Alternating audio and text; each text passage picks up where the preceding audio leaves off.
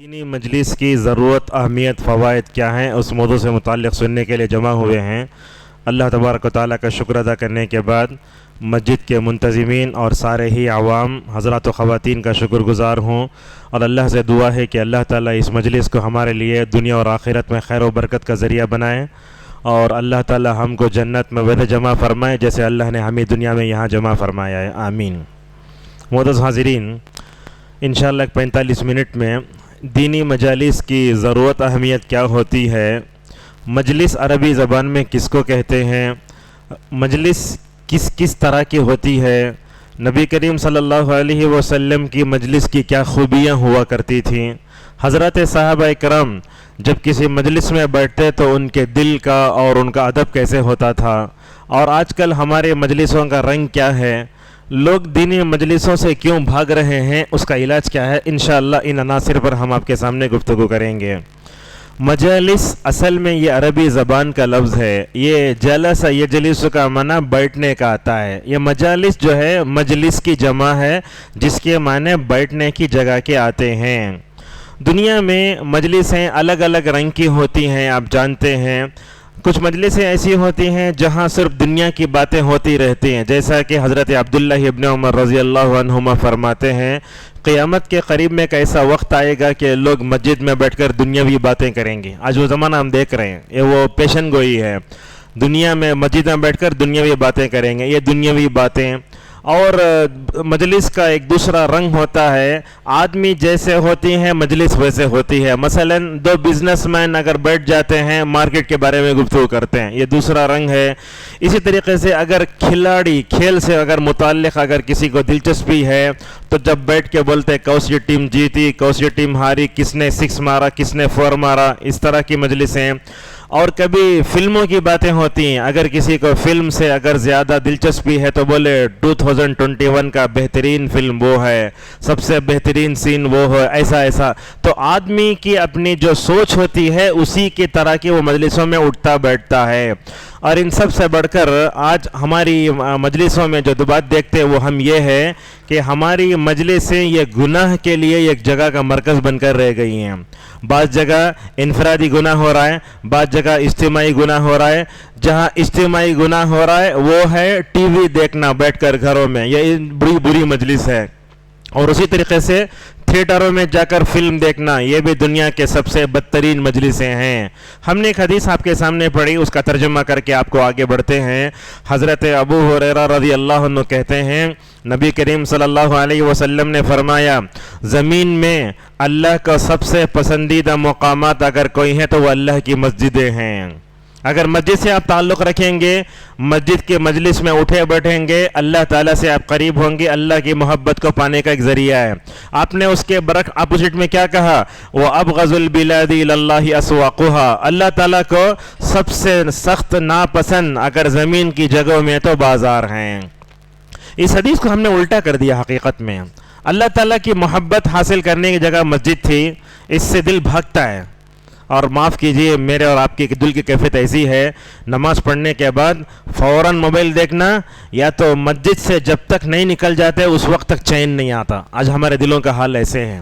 لیکن بازار میں چلے جاؤ یا کسی ہوٹل میں چلے جاؤ، کہیں بھی کھانے چلے جاؤ، اگر تھوڑا وقت بیٹھتے ہیں تو بولتے ہیں اور تھوڑا دیر بیٹھ جائیں گے نا، ایسے مواقع بہت کم آتے ہیں، بولتے ہیں ایسا۔ تو ہم نے اس نبی صلی اللہ علیہ وسلم کے ضابطے کو الٹ دیا ہے، لہٰذا ہمیں اپنے ذہن کو بدلنے کی ضرورت ہے۔ مسجد سے زیادہ محبت ہونا، کیسے ہونا، ایک مرتبہ مسجد میں آ گئے، یہاں دینی مجلسیں جو ہوتی ہیں ان مجلسوں سے ایسی محبت ہونا، ایک نماز کے بعد مومن دوسری نماز کا انتظار کرے، ایسے ہونا چاہیے۔ تو بازار سے ہمیں اتنا ہی رشتہ رکھنا چاہیے جتنا ہمیں رکھنا چاہیے، اور بازار میں جیسے ضرورت پوری ہو وہاں سے مکمل طور پر ہٹ جانا چاہیے۔ اور یہ بات بھی نوٹ کرنے کی ہے، اللہ کی نبی صلی اللہ علیہ وسلم سے پہلے جتنے نبی آئے، ہر نبی کی قوم کا ایک گناہ تھا۔ وہ گناہ کیا تھا؟ حضرت لوط علیہ السلام کی قوم کو دیکھو آپ، ان کے اندر کیا تھا، مرد سے ضرورتیں پوری کرتے تھے۔ اللہ اکبر۔ علامہ ابن القیم رحمہ اللہ ایک نقطہ بتاتے ہیں، انہوں نے اپنی فطرت الٹی تو اللہ نے ان کو الٹ دیا۔ فطرت کیا ہوئی؟ مرد کی شادی عورت سے نہ ہوتی ہے. جب انہوں نے مرد کی ضرورت مرد سے پوری کرنے لگے، اللہ تعالیٰ نے سورہ ہود میں کہا فَجَعَلْنَا عَالِيَهَا سَافِلَهَا. اللہ تعالیٰ نے ان کی فطرت کو دیکھا تو الٹ دیے، تو اللہ نے ان کو لے جا کے اوپر سے الٹ کر تباہ و برباد کر دیا. اس مجلس کی کیا، اس قوم کی کیا برائی تھی؟ اللہ تعالیٰ سورہ عنکبوت میں اس کی طرف اشارہ کرتا ہے انکم لتاتون الرجال وتقطعون السبیل وتاتون فی نادیکم المنکر. کہا اے قوم لوط تمہارے اندر 3 برائیاں ہیں. ایک تو یہ ہے کہ تمہارے مرد سے ضرورتیں پوری کرتے ہیں، ایک دوسرا یہ ہے کہ تم جو ہے کیا کرتے ہو؟ چوری کرتے ہو. جو لوگ آ کے بیٹھتے ہیں پٹ پاکٹ بولتے ہیں نا ہمارے معاشرے میں، بیٹھا اس کے پرس مان لیا. 2 برائی. تیسری برائی، اور تمہارے جو ہے مجلسوں میں برائیاں ہوتی ہیں، ان برائیوں دیکھ کر تم خاموش ہو جاتے ہو. ایک تو سورہ عنکبوت میں آیا. سورہ آپ دیکھیں گے اعراف میں، وہاں تو یہ معلوم ہوتا ہے حضرت شعیب علیہ السلام کی قوم کے اندر بھی یہی بیماری تھی، راستوں پہ بیٹھ کے مجلس جمع کر کے لوگوں کو پریشان کرنا. اللہ نے کہا وَلَا تَقْعُدُوا بِكُلِّ صَرَاطٍ توعدون وتصدون عن سبیل اللہ من آمن الى آخری. اس سے کیا معلوم ہوتا ہے؟ قوم لوط غلط مجلسوں میں بیٹھ کر تباہی کا شکار ہوئی. حضرت شعیب علیہ السلام کی قوم کیوں تباہ و برباد کا شکار ہوئی؟ ان کے اندر تو ناپ تول میں کمی کرنے کا، ڈنڈی مارنے کا رواج تو تھا، لیکن ساتھ میں بری مجلسوں میں بیٹھ کر نعوذ باللہ تباہ و برباد ہوئے. اگر میرے سے آپ پوچھے آج امت مسلمہ کے زوال کے اسباب کیا ہیں، ہر عالم اپنے اپنے علم کی روشنی میں ایک چیز بتائے گا، لیکن میں سمجھتا ہوں امت مسلمہ آج زوال کا شکار 2 سبب سے. ایک تو یہ ہے وقت کی ناقدری، امت مسلمہ کا سب سے بڑا المیہ. دوسرا امت کے پاس بری مجلسوں میں بیٹھنا، یہ امت مسلمہ کی زوال کا ایک بہت بڑا سبب ہے. آپ دیکھیں گے آج ہمارے نوجوان لڑکے اسے کیا کرتے ہیں؟ پارکوں میں ادھر ادھر بیٹھ کے وقت گزارتے ہیں. غیر مسلموں کو دیکھیں گے آپ تعلیم میں میدان میں آگے بڑھ رہے ہیں، وہ کورس کر رہا ہے، وہ کر رہا ہے، ویسا کر رہا ہے. دیکھیے تو یہ گناہوں کے پیچھے جانا، مجلسوں میں بیٹھ کر جو ہے ٹھٹا مذاق کرنا، گپ شپ کرنا اور لائف انجوائے، یہ جو لفظ آیا ہے ان تمام سے امت مسلمہ تباہ و برباد ہو رہی ہے. معزز حاضرین، پرانے زمانے میں کیا ہوتا تھا؟ ہر گھر کے باہر ایک چبوترا بناتے تھے. آج بھی ہے وہ چبوترا کیوں بنایا جاتا ہے؟ چبوترا بنانے کا مقصد گھر میں تھوڑی دیر بیزار ہوا تو باہر آ کر بیٹھ کر ذرا ٹھنڈی سانس لیں گے، بلکہ سوچے تھے. آج ویسا نہیں ہوا. وہ چبوتروں پر کبھی بکرے، وہ چبوتروں پر کبھی نوجوان لڑکے، وہاں سے لڑکی گزرتی ہے، سیٹی مارنا، بات کرنا، اس طرح کے شارٹس ہم دیکھیے مجلسوں میں مکمل طور پر نظر آتے ہیں. بری یہ چبوتروں پر بیٹھ کر نوجوان اپنا وقت جو پاس کر رہا ہے، اور اسی طریقے سے جو بری مجلسیں جمتی ہیں وہاں کیا ہوتا ہے؟ بیڑی، سگریٹ، گٹکا، پان، کیا کیا بولوں، ہر چیزیں تمام منکرات ہیں. تو مجلسوں میں بیٹھ کر کیا کرتے تھے؟ پرانے اقوام بھی کبھی نبی کا مذاق اڑاتے تھے. دیکھیے حضرت نوح علیہ السلام کشتی بنا رہے ہیں، قوم ماں کے پوچھتی ہے یہ کشتی کہاں چلتی ہے؟ اس طریقے سے مذاق. اور اسی طریقے سے کبھی توحید کا مذاق اڑاتے تھے، کبھی جو ہے نبیوں پر نازل ہونے والی کتابوں کا مذاق بھی اڑایا کرتے تھے. رسول اللہ صلی اللہ علیہ وسلم کعبۃ اللہ کے پاس کھڑے ہو کر قرآن پڑھتے. آج بھی دیکھیے نوجوانوں کا حل کیسے ہے. اگر کسی نوجوان کے سامنے قرآن آن کرے تو بولتا پہلے بن کر اسے قرآن سننے نہیں ہو رہا. کیوں قرآن سننے نہیں ہو رہا؟ اس لیے کہ اس کے دل میں میوزک کی محبت ہے. اللہ اکبر. علامہ ابن القیم رحمہ اللہ بولتے یا تو میوزک کی محبت ہونا یا تو قرآن کی محبت ہونا. اگر قرآن کی محبت آ گئی تو میوزک کی محبت کو بھگا دیتا قرآن. اگر اس کے دل میں میوزک کی محبت آ گئی تو قرآن کی پاکیزہ محبت اس کے دل میں جمع نہیں ہو سکتی. آج قرآن ہمارے کانوں پر بڑا بھاری ہو رہا ہے. کیوں ہو رہا ہے؟ اس لیے کہ ہمارے دلوں میں گانے کی میوزک کی محبت جمع ہو گئی ہے. لہذا جب تک یہ گانے میوزک کی محبت نہیں نکلتی اس وقت تک جو ہے ہم اپنے مجالس کو پاک نہیں کر سکتے. اللہ کے نبی صلی اللہ علیہ وسلم قرآن پڑھتے رہتے. کفار مکہ کیا کرتے؟ دیکھو بولتے لا تسمعوا لهذا القرآن، قرآن کو مت سنو، والغوا فیہ، زور زور سے لغو باتیں کرو. اب جیسے ہوتا ہے ایک آدمی بیٹھ کر قرآن کریم پڑھ رہا ہے، سب سے اچھی مجلس سے اللہ کی نبی نے فرمایا تم میں سب سے بہتر انسان وہ ہے جو قرآن پڑھے اور پڑھائے. مسجد کے ایک طرف یہ، مسجد کے اس کونے میں لوگ بیٹھ کر گیم کھیل رہے ہیں. کون سی مجلس اچھی؟ قرآن جس میں پڑھا جا رہا ہے. تو کیا کرتے اللہ کے نبی قرآن پڑھتے تو بولتے کفار زور زور سے ایسی باتیں کرو تاکہ تم کامیاب جو ہے غالب آ جاؤ. اور اللہ اکبر, نبی صلی اللہ علیہ وسلم کیسے اپنے نیکی پر توحید پر جمے ہوئے تھے. کیا کرتے کفار مکہ نعوذ باللہ وما كان صلاتهم عند البيت الا مكاء وتصديا, کفار مکہ کیا کرتے ننگے ہو کے طواف کرتے تھے نبی کے سامنے. اللہ کے نبی کو تکلیف پہنچانا, کعبۃ اللہ کے بعد جو مجلس جمتی اس مجلس میں انگلیاں کرنا ان کا مقصد تھا. کیا کرتے ننگے طواف کرتے اور کبھی تالیاں بجاتے کبھی سیٹیاں بجاتے. اللہ تبارک و تعالیٰ نے کہا تالیاں بجانا سیٹی بجانا ان کی عبادت ہے. آج ہم صوفیوں میں دیکھتے ہیں کسی ولی کا عروس ہوتا ہے تو ناچتے بھی ہیں تالیاں بجاتے بھی ہیں سب کرتے ہیں. گویا کفار مکہ کی اس عادت کو انہوں نے لے لیا اور سمجھتے ہیں کہ وہی جو ہے نعوذ باللہ ان کی عبادت ہے. تو یہ معلوم ہوتا ہے کہ نبی کا توحید کا کتابوں کا مذاق اڑانا یہ سب کرنا مجالس میں ہوتا تھا. ایک بات آپ کو بتاتے ہیں, حضرت ابو ذر خدری رضی اللہ عنہ کہتے ہیں کہ نبی کریم صلی اللہ علیہ وسلم نے فرمایا ایاکم والجلوس والجلوس فی الطرقات. آپ نے کہا لوگو راستوں میں نہ بیٹھو, راستوں میں نہیں بیٹھنا چاہیے. تو صحابہ نے کہا نہیں راستوں میں بیٹھنا پڑتا کیا کریں. تو اللہ کے نبی صلی اللہ علیہ وسلم نے فرمایا راستوں میں بیٹھتے ہیں راستوں کے حقوق کو ادا کرو. آپ صلی اللہ علیہ وسلم نے سب سے پہلا جملہ کہا اگر راستوں میں بیٹھتے ہیں آنے جانے والا سلام کرے تو جواب دینا پہلا حق. دوسرا حق آپ نے بیان فرمایا راستوں میں بیٹھو تو اپنی نگاہوں کی حفاظت کرو. آج کل ہوتا کیا ہے مجلسوں میں بیٹھتے ہیں آنے جانے والی لڑکیوں کو نعوذ باللہ دیکھتے رہتے ہیں. علامہ القیم رحمہ اللہ جو آدمی اجنبی لڑکیوں کو دیکھتا ہے تو اس کی مثال بیان کرتے ہوئے کہتے ہیں کہ وہ آدمی اس کتے کی طرح ہے جو گوشت کو دیکھتا ہے. مثال دیکھیے کیسے آج یہ ساری چیزیں.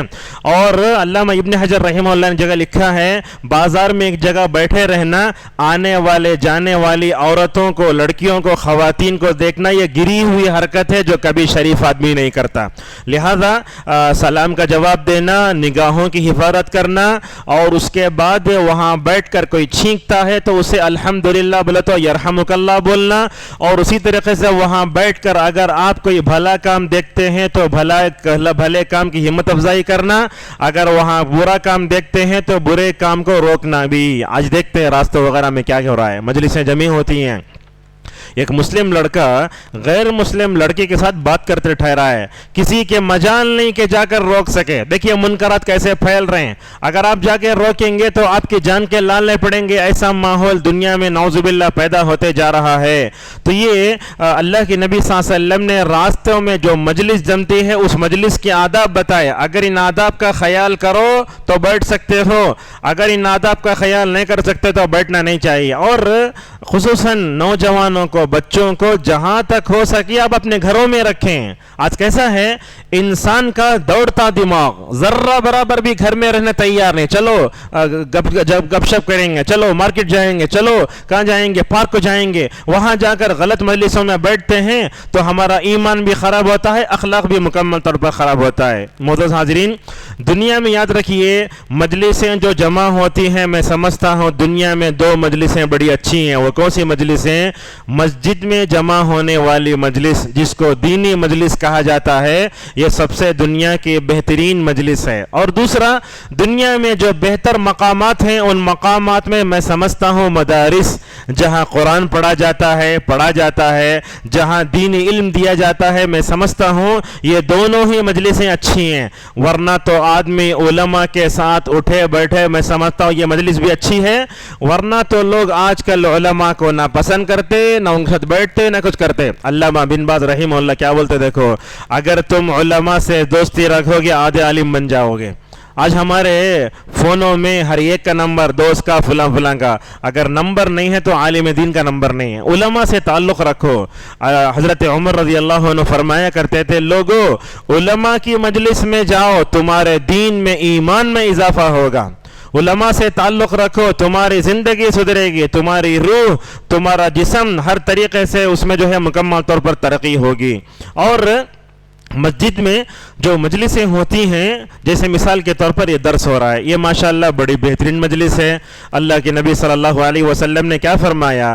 جب بھی معاشرے میں مسجد میں قرآن پڑھا جاتا ہے تو 3 خوشخبریاں رسول اللہ صلی اللہ علیہ وسلم نے سنائی۔ آپ نے فرمایا اس پر رحمت اترتی ہے، فرشتے اس کو گھیر لیتے ہیں، اور اللہ تبارک و تعالیٰ قرآن پڑھنے پڑھانے والوں کا تذکرہ اپنے پاس فرماتا ہے۔ یہ 3 خوشخبریاں رسول اللہ صلی اللہ علیہ وسلم نے سنائی۔ اور ایک بات بھی ہے، نماز ہو جاتی ہے، نماز ہونے کے بعد آپ اذکار پڑھتے نا، یہ بھی ایک مجلس کی طرح ہی ہے۔ اچھا، نماز کے بعد اذکار ہوتے ہیں۔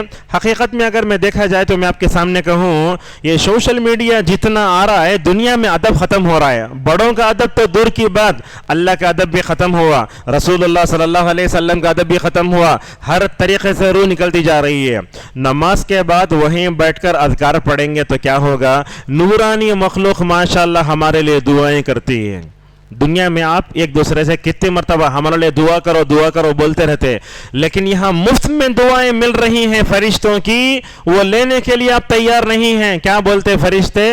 بولتے اللہم اغفر لہ وارحم، اے اللہ تیرے بیٹے ہوئے بندے کو معاف کر دے، اے اللہ اس بندے پر اپنی رحمت کی بارش برسا۔ اللہ اکبر، روحانی مخلوق ہمارے لیے دعا کرتے رہتی ہے۔ اچھا، یہ نماز کے بعد اذکار پڑھنا، میں سمجھتا ہوں آپ جب نماز پڑھ کر ختم ہونے کے بعد آپ بیٹھتے ہیں، ذرا تصور کیجئے آپ دنیا میں کسی بڑے آدمی کے سامنے بیٹھتے ہیں، اس وقت اگر واعظ دیکھتے ہیں تو کیا بولتا ہوں؟ ٹھیک ہے آپ جا سکتے ہیں۔ یہ دنیا میں بڑے لوگوں کا حال ہوتا ہے۔ ذرا تصور کیجئے نماز کے بعد اللہ کے سامنے بیٹھے رہے، اللہ کی تعظیم آپ کے اندر میرے اندر کتنا ہونا چاہیے؟ نماز ختم ہوتے ہی آپ بیٹھے اس مجلس میں، کس کے سامنے بیٹھے؟ اللہ کے سامنے بیٹھے، لہذا آپ کے اور میرے دل میں اللہ تبارک و تعالیٰ کا ادب ہونا چاہیے۔ اور یہ مجلسوں میں اور اسی طریقے سے یہ اللہ تعالیٰ کا ادب اور اس کی محبت، نبی کا ادب اور اس کی محبت، اور یہ قرآن کا ادب، اور ان تمام چیزوں میں مجلسوں میں ادب کا خاتمہ ہوا تو اسی موبائل کے ذریعے مکمل طور پر ہو رہا ہے۔ علماء نے اتنا بھی لکھتے ہیں، دیکھیے بغور اہم ہے، اگر بچے اپنے ماں باپ کے سامنے بیٹھتے ہیں تب بھی ان کو ادب سے بیٹھنا چاہیے۔ آج کیا ہے، بچے ماں باپ کے سامنے بیٹھتے ہیں، ایک بچہ ماں کو لات مار رہا ہے اور ایک جا کے سر پہ چڑھ جا رہا ہے۔ نہیں، چھوٹے چھوٹے ایسا بچے کرے تو چلتا ہے، لیکن بڑے ہوتے ہوتے لاڑ بھی دینا، پیار بھی کرنا، ساتھ میں ادب بھی سکھانا چاہیے۔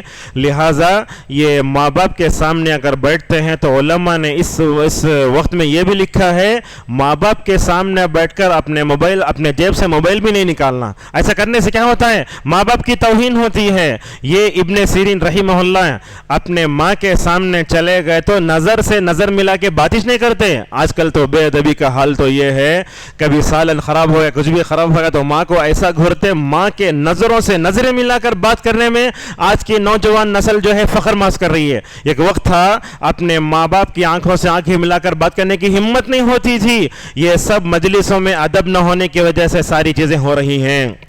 تو آپ نماز کے بعد اللہ کے سامنے بیٹھیں، ادب سے بیٹھیے، آپ نہ دائیں دیکھو نہ بائیں دیکھو۔ آدمی کبھی اگر پریشانی ہے، جلدی جانا تو اٹھ کے جا سکتا ہے، ورنہ آپ کے پاس وقت ہے، اپنے موبائل سے اپنے جیب سے فوراً موبائل مت نکالو۔ میں تو سمجھتا ہوں یہ مجلسوں کے ادب میں نماز کو آتے وقت موبائل لانا ہی نہیں چاہیے، بلکہ دبئی وغیرہ میں ہم نے سنا کہ مسجد میں گئے تو نیٹ ورک غائب ہوا تھا، آپ لائے تو نیٹ ورک لگتا نہیں۔ اب اس طرح کے آپ مسجد کو آتے ہیں اللہ سے قریب ہونے کے لیے، لیکن وہ موبائل لا کے یہ مجالس کا جو ادب ہے وہ مکمل طور پر ختم ہو رہا ہے۔ نماز ہو رہی ہے، گانے کی میوزک آ رہی ہے، نماز ہو رہی ہے، فون آ رہا ہے۔ اس سے کیا ہوتا ہے، یہ اللہ تعالیٰ کے سامنے بیٹھ کر عبادت کرتے نا، وہ جو ادب ہونا چاہیے وہ محبت ختم ہو گئی ہے اور وہ ادب مکمل طور متاثر ہو رہا ہے۔ لہذا نماز کے بعد آدمی وہیں بیٹھے اذکار پڑھے، لیکن علماء اتنا اجازت دیتے ہیں ذرہ پریشانی ہو رہی ہے مسجد کے آخری حصے تک جا کر بیٹھ سکتے آپ، لیکن یاد رکھیے جب تک آپ کا وضو باقی رہتا ہے اللہ تعالیٰ کے فرشتے آپ کے لیے رحمت کی مغفرت کی دعائیں کرتے رہتے ہیں۔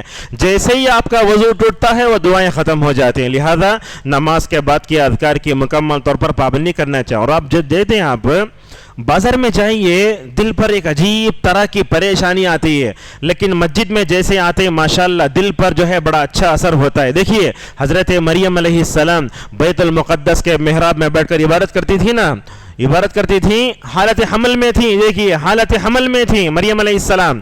تو حالت حمل میں عورت جتنی نیک وہ بچے پر ویسے ہی اتنے اچھے اثرات ہوتے ہیں. حضرت مریم علیہ السلام عبادت کرتی ہیں. اللہ نے کہا یا مریم اقنتی لربک واسجدی وارکعی مع الراکعین. اے مریم اپنے رب کی اطاعت کرو, نماز پڑھو, رکوع کرنے والوں کے ساتھ رکوع کرو.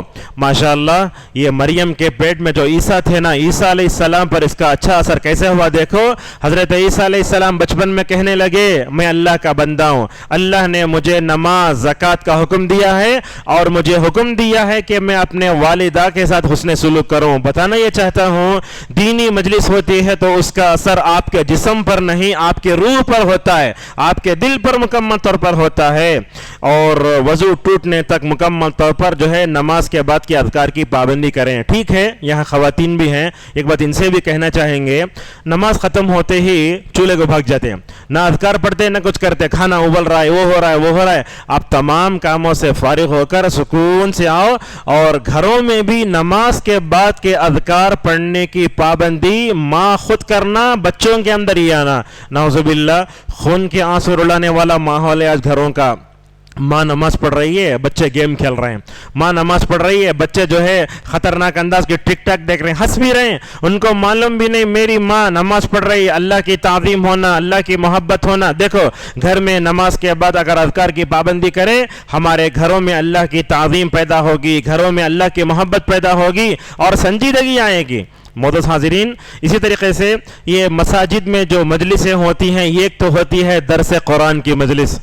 صبح میں درس قرآن جو ہوتا ہے وہ آپ اس میں بیٹھیں, غور سے سنیں, اور ایسے ہو سکتا ہے کہ درس دینے والے کی ایک بات آپ کی زندگی بدل دے. اسلاف میں سے کتنے موقع پر یہ بات سننے میں آتی ہے. اسلاف میں سے کئی اسلاف نے کہا میں نے ایک بات سنی, اس بات کی وجہ سے ماشاءاللہ فائدہ مجھے 30 سال تک ہوتا رہا. اللہ اکبر, 30 سال تک اس سنی ہوئی بات سے میں فائدہ مکمل طور پر اٹھاتا رہا.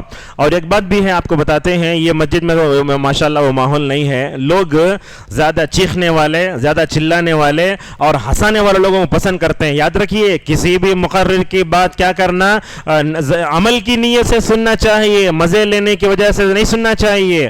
آدمی جب مزے کے لیے سنتا ہے تو بس مسجد ہی میں اس کو جھٹک کے نعوذ باللہ ایسے ہی باہر چلا جاتا ہے. اور شام میں درس حدیث ہوتا ہے, اس میں بیٹھنا چاہیے.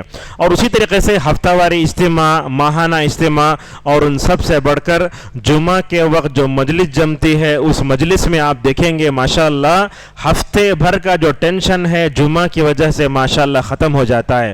جمعہ کے وقت ذرا تصور, اسی ممبر سے ہم نے آپ کے سامنے بتایا تھا, جمعہ کے وقت پہلے وقت میں آئیے, خوشبو کا استعمال کیجئے, مرد اچھے کپڑے پہن کے آئیے. تو اذان ہوتی ہے, خطبہ ہو رہا ہے, اگر آپ کے اندر ایمان ہے تو آپ ایک عجیب طرح کا سکون محسوس کریں گے. اس وقت جو بھی سنتے ہیں عمل کرنے کا جذبہ پیدا ہوتا, وہ ایمانی کیفیت جو آپ کے اندر آتی نا, اس ایمانی کیفیت کو زیادہ دیر تک اپنے اندر باقی رکھنے کی کوشش کیجئے. اور جمعہ کی نماز کے بعد گناہوں سے توبہ کرنے کا جو جذبہ پیدا ہوتا ہے وہ دوسرے وقت میں نہیں ہوتا. یہ سب دیکھیے مجلسوں کا اثر انسان کے جسم پر نہیں, اس کے ذہن پر ہوتا ہے, اس کی روح پر ہوتا ہے, اس کی عقل پر مکمل طور پر ہوتا ہے. اور اسی طریقے سے مجلسیں جمتی تھی نبی صلی اللہ علیہ وسلم کے زمانے میں, جمعہ میں بھی, عید میں بھی. عید کے موقع پر بھی نبی کریم صلی اللہ علیہ وسلم مردوں کے مجلس میں تقریر فرماتے اور عورتوں سے الگ جا کے تقریر فرماتے. اس وقت مائک کا سسٹم نہیں تھا, اس لیے اللہ کے نبی صلی اللہ علیہ وسلم الگ جا کرتے تھے. جمعہ کی جو مجلس جمتی ہے اس میں جہاں تک ہو سکے پہلے آنے کی کوشش کرنا چاہیے. ہمارے نوجوان ایسی کمپنیوں میں کام کرتے ہیں جہاں جمعہ کا پرمیشن نہیں ہے, لیکن افسوس کی بات ہے ان کمپنیوں میں کام کرنے والا سکھ بالکل قانونی لڑتی لڑائی ہوئے جا کر جو ہے بالکل جو ہے وہ گردوارے کو جاتا ہے, عیسائی ہو تو چرچ کو جاتا ہے. ہم لوگ پیسے کے خاطر جمعہ کو قربان کر رہے ہیں. جمعہ کی کوئی فضیلت نہیں, بس آدھے گھنٹے کا موقع ملا, خطبہ ختم ہونے کے قریب آئے, 2 رکعت نماز پڑھے, بھاگے, بریانی کھا کے چلے گئے. یہ جمعہ کا تو یہ جمعہ کے دن جو مجلس جمتی ہے بڑی بہترین ہوتی ہے. پہلے آنے کی کوشش کریں. اس حدیث کو بیان کر کے اپنی بات کو آگے بڑھاتے ہیں. رسول اکرم صلی اللہ علیہ وسلم نے فرمایا جو آدمی اپنے گھر میں وضو کرتا ہے, وضو کرنے کے بعد وہ آتا ہے مسجد کو, امام کے قریب ہوتا ہے, سنتا ہے, کسی کو تکلیف نہیں دیتا, سنتا ہے. اللہ کے نبی صلی اللہ علیہ وسلم نے فرمایا ہر قدم پر, جب اپنے گھر سے نکلا, ہر قدم پر اسے 1 سال تہجد پڑھنے کا ثواب اور 1 سال نفل روزے رکھنے کا ثواب. یہ ترمذی کی حدیث ہے. علامہ البانی رحمہ اللہ اس حدیث کو ذکر کرنے کے بعد کہتے ہیں جمعہ کی فضیلت سے متعلق اب میں نے اس سے زیادہ فضیلت والی حدیث میں نے نہیں دیکھی, لہذا جمعہ کا موقع بڑا بہترین موقع ہوتا ہے. سعید ابن جبیر رحمہ اللہ فرماتے ہیں میرے پاس جمعہ تو نفل حج سے بھی افضل ہے, جہاں تک ہو سکے جمعہ نہیں چھوڑنا چاہیے. اور ماشاءاللہ اہل حدیث مساجد میں عورتوں کا انتظام بھی ہوتا ہے, ان کو بھی لانا چاہیے. پلاننگ کریں, آپ کھانا پکانا ہو تو 11 تک کھانا پکانے سے فارغ ہو جائیں. اگر بچے کچھ بڑے ہوں تو اپنے بچوں کو بھی لے کر آئیں. اللہ کے نبی صلی اللہ علیہ وسلم مجلس پر کیسے اثر ہوتا تھا دیکھو, حضرت حسن کو لا کے ممبر پہ بٹھا لیتے تھے جمعہ کے دن. آج بچے ذرا غور و شل کریں, مؤذن لگڑے لے کے مارتا ہے, باہر بھگاتا ہے, نہیں آ کے بٹھا لیتے اور اس کے بعد ایک طرف حسن کو دیکھتے, دوسری طرف سامعین کو دیکھا کرتے تھے. اب لوگوں سے کہا گیا تو لوگ کیا بولتے, نبی صلی اللہ علیہ وسلم کے زمانے میں بچے الگ تھے, آج کے بچے الگ ہیں. بچوں کو نہیں لانا تو وہ جواب دیتے نہیں, آپ دینی مجلسوں میں ان کو لے جاؤ. دیکھو حضرت ام سلیم رضی اللہ عنہ کو ماشاءاللہ نبی صلی اللہ علیہ وسلم کے گھر سے بہتر دنیا کا کس کا گھر ہو سکتا ہے. ام سلیم نے اپنے بیٹے انس کی تربیت کے لیے رسول اللہ صلی اللہ علیہ وسلم کے گھر کا انتخاب فرمایا. لے کر آ گئی, کہنے لگے یا رسول اللہ یہ آپ کا چھوٹا سا خادم انس ہے, اس کے حق میں دعا کر دیجئے. اللہ کے نبی نے کیا دعا فرمائی, کہا اللہم اکثر مالہ و ولدہ, کہا اے اللہ حضرت انس کو مال بھی دے اولاد بھی دے. ماشاءاللہ کتنی بیٹیاں کتنے بیٹے, 120 سال جی حضرت انس رضی اللہ عنہ. اللہ اکبر. بصرے میں آخری میں ان کا انتقال ہوتا ہے. تو جمعہ کے موقع پر, عید کے موقع پر, دیکھیے عید کے موقع پر خوشی کی مجلس جمتی ہے, اس میں انسان جو سنتا ہے یاد رہ جاتا ہے. اور ماشاءاللہ یہ مجلسوں میں جو خیر اور جو دعا ہوتی ہے, اللہ کے نبی صلی اللہ علیہ وسلم نے عورتوں کو بھی اس سے محروم نہیں رکھا. آپ نے کیا فرمایا, جمعہ کے دن آئی تو آئی نہیں تو نہیں, لیکن آپ نے کیا کہا, عید کے دن عورت اگر حیض ہے تب بھی آنا, اگر اس کے پاس ووڑنی نہیں تب بھی اپنے بہن کی ووڑنی میں آنا. کیوں, کہا وَلْيَشْهَدْنَ دَعْوَةَ الْمُسْلِمِينَ, وہاں عیدگاہ میں نماز عید کے بعد جو دعائیں ہوتی ہیں ان دعاؤں میں شریک ہو جائیں. اللہ کے نبی صلی اللہ علیہ وسلم اجر مجلسوں میں انصاف کرتے تھے. معزز حاضرین, دینی مجلسوں کے بڑے فائدے, سب سے پہلا فائدہ یہ ہوتا ہے دینی مجلسوں میں بیٹھنے کی وجہ سے بندے کی روحانی تربیت ہوتی ہے. ہمارے گھروں میں دسترخوان بچتا ہے, شوہر بیوی بچے دادا نانا سب مل کے کھانا کھاتے ہیں, تو دسترخوان پر بیٹھ کر ہماری کون سی تربیت ہو رہی ہے, جسمانی تربیت ہو رہی ہے. لیکن اگر آپ دینی مجلسوں میں بیٹھیں گے آپ کی روحانی تربیت ہوگی. جب روحانی تربیت کی بات آتی ہے, ایک بات آپ کو بتاتے ہیں, یہ صوفیہ وغیرہ پیر مریدی کا سلسلہ دیکھتے ہیں آپ لوگ, بیعت وغیرہ کرنے کے بارے میں دیکھتے ہیں. ایک آدمی اپنے آپ کو پیر بولتا ہے, سال بھر نہیں نہاتا بلکہ ہر ہاتھ میں 2 انگوٹھیاں, اور عطر پیتا ہے اور شراب پیتا ہے, گانجا مارتا ہے, اور جتنا نہیں نہاتا اتنا وہ اچھا پیر, جنگلی پیر, پتہ نہیں کیا کیا. ایسے لوگ کیا کرتے ہیں, مجلسیں جماتے ہیں, مجلسیں جمع کر کے اپنی مرشدوں کو بلاتے ہیں اور ان کو بولتے اللہ کا ذکر کرو, ہو ہے نا 1000 مرتبہ بولنا. یہ کیا روحانی تربیت کے نام پر امت کے لوگوں کو بے وقوف بنایا جا رہا ہے. کہا جا رہا ہے لا الہ الا انت سبحانک 313 مرتبہ پڑھا تو کرونا وائرس نہیں آتا. میں آپ کو بتانا کیا چاہتا ہوں, روحانی تربیت اللہ اور اس کے رسول صلی اللہ علیہ وسلم نے کی, جیسے ویسے کرنا چاہیے. اگر آپ یہ عاملوں کاملوں کے چکر میں یا پیر مریدی کے جھانسے میں پڑیں گے, اللہ سے قریب ہونے کے بجائے نعوذ باللہ دور ہو جائیں گے. آج کتنے لوگ ہیں اللہ کی نبی کی حدیث نہیں پڑھتے, صحابہ کے اقوال نہیں پڑھتے, اپنے پیر کے الفاظ آ گئے تو اسے بولتے گولڈن الفاظ. اس کو اچھی طریقے سے یہ دے کر جب گروپ میں شیئر کیا جاتا ہے, دیکھنے والے لاکھوں میں.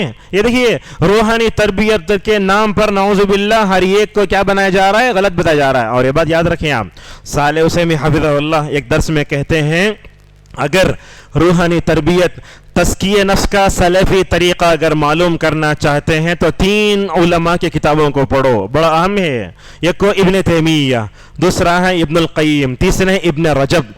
یہ 3 علماء ایسے ہیں جو آپ کو بتائیں گے نفس کی تربیت کا طریقہ کیا ہے، تزکیہ کیسے ہوتا ہے. جب تزکیہ کی بات آتی ہے تو آپ کے سامنے یہ بتاتے ہوئے مجھے ذرہ برابر بھی شرم محسوس نہیں ہونا چاہیے. آج ہم دیکھتے ہیں جماعتوں میں تزکیہ نفس کا پروگرام بنایا جاتا ہے، روحانی تربیت کرتے ہیں. لوگ کیا کرتے ہیں، ہر تحریک اور تنظیم اللہ کا طریقہ نہیں اپناتی، نبی کا طریقہ نہیں اپناتی. کیا کرتی ہے، ان دونوں کو چھوڑ کر، صحابہ کو چھوڑ کر، اسلاف کو چھوڑ کے، وہ جماعت کا بانی جو لکھ کے گیا وہ کتاب ان کے لیے ہدایت کا ذریعہ بن جاتی ہے. وہ اس کتاب سے آگے بڑھ کر روحانی تربیت کے دوسرے طریقوں قبول کرنے کے لیے ہرگز تیار نہیں ہوتے. ہر تحریک تنظیم آپ دیکھیں گے صوفیوں کو، بریلویوں کو، بدعتیوں کو روحانی تربیت کے نام پر غلط چیزیں مکمل طور پر ہو رہی ہیں. آپ دیکھیے روحانی تربیت کے نام پر کیا ہو رہا ہے. اللہ کے نبی صلی اللہ علیہ وسلم نے کیا اذان سے پہلے درود پڑھنے کا حکم دیا؟ کہ اللہ کے نبی صلی اللہ علیہ وسلم نے اقامت سے پہلے درود پڑھنے کا حکم دیا؟ یہ کیا، یہ پورا اتباع ہوا کا شکار ہو رہے ہیں ہم. لہذا بندے کی روحانی تربیت ہوتی ہے اللہ اور اس کے رسول نے جو بتایا اسی طریقے پر ہمیں کرنا چاہیے. پہلی بات یاد رکھیے، یہ بات بھی دینی مجلسوں میں بیٹھیں گے آپ اللہ کے قریب ہوں گے. ابھی تھوڑی دیر پہلے وہ حدیث ہمارے نظروں سے گزری ہے. اللہ کے نبی صلی اللہ علیہ وسلم نے فرمایا جو آدمی دینی مجلسوں میں پیچھے ہوتا ہے اللہ تعالیٰ جنت میں اسے پیچھے کر دے گا. اگر آپ نماز کو آ رہے ہیں، تیسری صف میں کھڑے ہو رہے ہیں، حالانکہ پہلی صف میں جگہ ہے، تو آپ یاد رکھیے نیکی کے میدان میں اللہ تبارک و تعالیٰ آپ کو پیچھے کرتے جائے گا. کل 5ویں صف میں نماز، اس کے بعد 7، اس کے بعد 10، اس کے بعد دروازے کے قریب کھڑے ہو کر آؤٹ باہر. اس طریقے سے نہیں ہونا چاہیے. ابن مسعود رضی اللہ عنہ یہ کہتے ہیں جو بندہ نماز میں جتنا آگے آتا ہے اللہ تبارک و تعالیٰ قریب ہوتا ہے. آپ دیکھتے نہیں، پرانے زمانے میں ہوتا تھا تھیٹر میں فلم دیکھنا ہو تو سامنے کی سیٹوں میں کھلاڑی وغیرہ کھیلتے ہیں تو سامنے سیٹیں جا کے دیکھتے. لیکن دینی معاملے میں پہلی صف میں آنے کی مکمل طور پر ہمارے اندر عادت ہونا چاہیے. یہ سعید ابن مسیب رحمہ اللہ اپنے بارے میں کیا بولتے ہیں، دیکھو سعید 40 سال تک ماشاءاللہ نماز فجر کی پڑھتا رہا، 40 سال تک پہلی صف میں، 40 سال تک نماز فجر کو جماعت کے ساتھ پڑھنا میں سمجھتا ہوں یہ بہت بڑا جہاد ہے یہ. اور وہ بولتے ہیں میں نے 40 سال تک امام کے علاوہ کسی اور کی پیٹھ نہیں دیکھی. کیا مطلب، کبھی دوسرے صف میں بھی نہیں آئے. تو اس طریقے سے ہمیں دینی مجلسوں میں اگر بیٹھتے ہیں روحانی تربیت ہوتی ہے، بندہ اللہ تبارک و تعالیٰ سے زیادہ قریب ہوتا ہے. اور خصوصاً رات میں آپ دیکھیں گے جب سارے لوگ سوئے ہوئے ہوتے ہیں، تہجد پڑھ کے دیکھیے ماشاءاللہ وہ مجلس کا رنگ ہی الگ ہوتا ہے. علماء تو اتنا بولتے ہیں جو بندہ ایک مرتبہ اس کا مزہ چکھ لے دوبارہ چھوڑتا نہیں. آج ہمارے پاس کھانے پینے کی پوری لذتیں، 2 لذتوں کا اب تک ہم نے مزہ چکھانا ہے، علم کی لذت اور عبادت کی لذت. یہ دونوں لذتوں میں، چاشنی میں، حلاوت میں صحابہ بہت آگے تھے.